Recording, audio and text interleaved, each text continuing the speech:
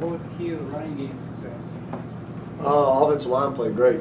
You know, going into that game, felt like the battle was going to be one up front. I know that's very cliche to say, but they were really good at D-line. And you know, going into the game, we were worried about getting first down, and really challenged our offensive line to play well, and they knew they had a challenge ahead of them, and they did a really good job. What did your line do better than in previous weeks? They played hard. I mean, they played really, really hard. We had a really good scheme, and also, I mean, I know you were talking about Xavier Jones earlier. Xavier was making people miss, and that's something we've been missing the past couple of weeks. Is just winning one-on-one battles. You know, and I told Xavier, I said, hey man, you got to earn your scholarship tonight. You know, we're going to have some situations where you're going to have one-on-one with the safety or one-on-one with the linebacker. You got to make them miss, and that's what he did, and that helped the running game just as much as the O-line playing really well, and being able to cover up those guys and get some movement, and they did a really good job in the run game. We're really very, very pleased and proud of what we did up front against those guys. Did you cringe at all at the idea of Cortland Sutton going back on punt return a couple times? No, because as long as we catch it and we get the ball, that's all I care about. Whoever they put back there, it don't matter. If they got to put Matt back there to catch it, that's all we got to do, you know, to get the ball. So that was fine with me. The ability to break big plays, it seems like you guys got more this past game.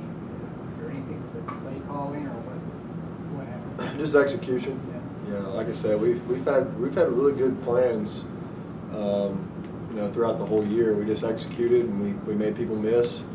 Anytime you make somebody miss, you're going to gain extra yards. And you know, I really do credit the offensive line. I thought they played really, really well. I thought Matt played better. You know, I thought Matt obviously would like to have that fumble back, but you know, our defense did a heck of a job coming in as first responders and stopping and holding to a field goal.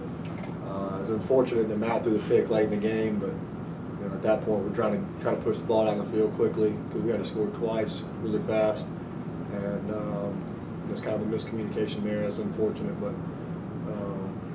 we played better. We played better out front against a really good defense, and that's what I was most proud of. You know, we scored 31 points as an offense, and you know, you look at other teams that's played them this year. You know, they're only giving up 16 points a game, and a team like Notre Dame only scores 24 against them. So I was kind of pleased with how our guys played, and we got to continue to get better. But ultimately, our job is to score one more point than they got.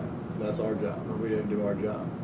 And he felt like when we got the ball back with 5 minutes to go, with 5 points down late in the game, you know, kind of had that feeling that, hey man, we're finally going to get rewarded. You know, finally these guys are finally going to get rewarded for all their hard work. And like Coach said, you know, we had a 4th down call.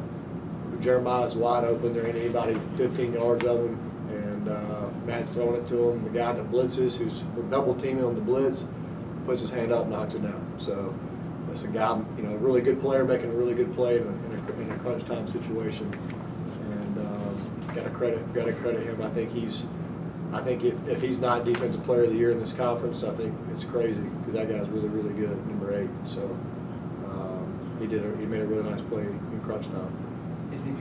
Were more plays designed for Matt, or did he do that scramble? Yeah, some of them were.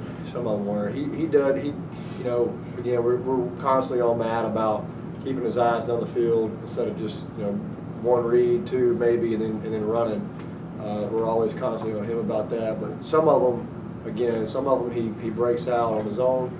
Some of them were designed runs, and some of them just the zone read where he, you know, is reading the defense, and we knew their defensive ends were gonna crash hard. So going into the game, we felt like Matt would be able to pull a few in the zone read, and he did a good job reading it. Jeremiah Gaines has been more involved in the passing game, it seems like each week.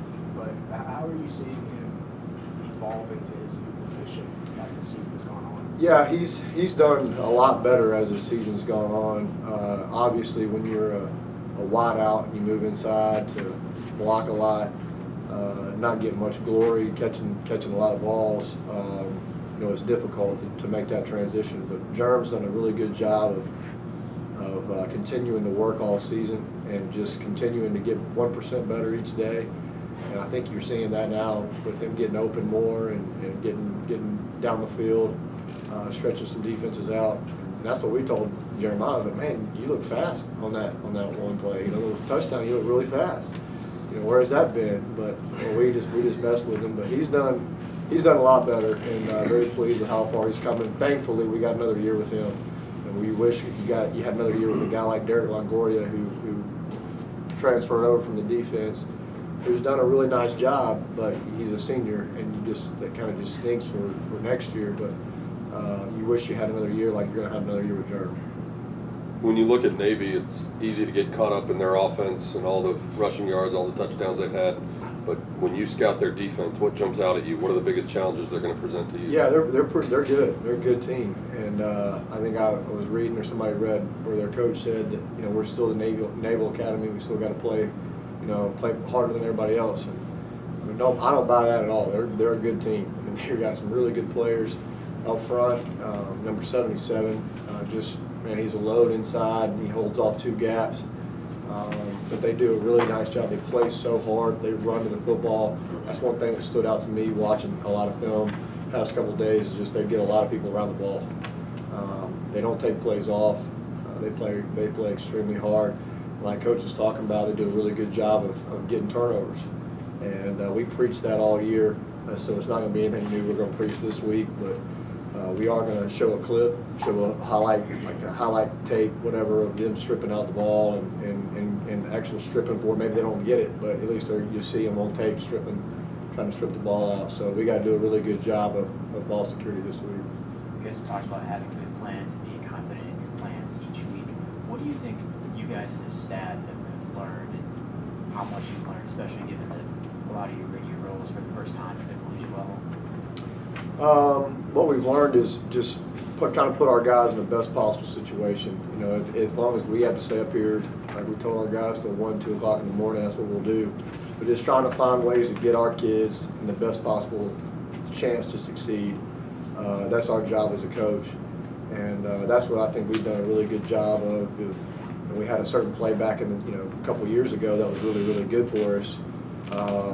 But maybe we don't have quite the personnel to do it, or maybe we're just not good at doing that, but we're good at doing something else. We've kind of just put that on the shelf for now, and just tried to find a way to get us in the best possible chance to succeed. And I think that's been a lot of what we've done game plan wise is just that.